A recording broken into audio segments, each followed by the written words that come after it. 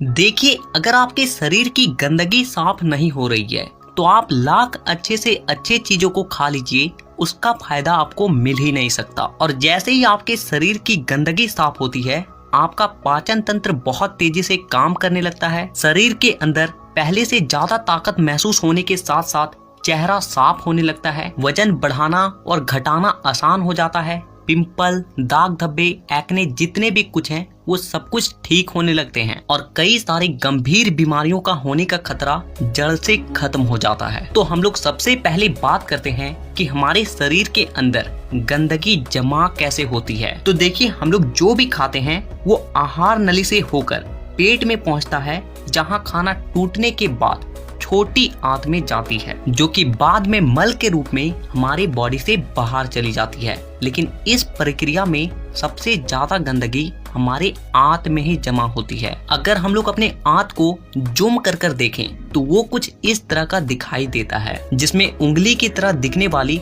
छोटी छोटी उभार होती है, जो कि एक फिल्टर के तरह काम करती है, क्योंकि इन उभार के अंदर नसें होती है जो कि हमारे शरीर के अलग अलग हिस्सों से जुड़ी होती है और इसी नस के जरिए खाने में मौजूद पोषक तत्वों को खींचकर खून में और हमारे शरीर के अलग अलग हिस्सों तक पहुंचाया जाता है। लेकिन जब हम लोग जाने अनजाने में गलत तरीके के खाने का इस्तेमाल करते हैं तो वो हमारे आंतों में चिपकने लगती है और धीरे धीरे दीवार पर एक मोटी परत बनाकर जमा हो जाती है, जिससे कि जब हमारी आंतें खाने में मौजूद पोषक तत्वों को खींचती है तो उसके साथ साथ गंदगी भी हमारे खून में मिल जाती है और फिर शरीर के अलग अलग हिस्सों में जाकर ये गंदगी जमा हो जाती है। जब ये गंदगी खून के जरिए हमारे लीवर तक पहुंचती है तो फैटी लीवर और जॉन्डिस जैसी बीमारियां होती है। जब ये किडनी में जमा होती है तो किडनी स्टोन और फेफड़े में जमा होने से अस्थमा, और जब खून के जरिए दिल तक पहुंचती है तो कोलेस्ट्रोल और हमारी नसों में ब्लॉकेज पैदा होती है। और जब ये गंदगी हमारी स्किन में पहुंचती है तो दाग धब्बे, खुजली,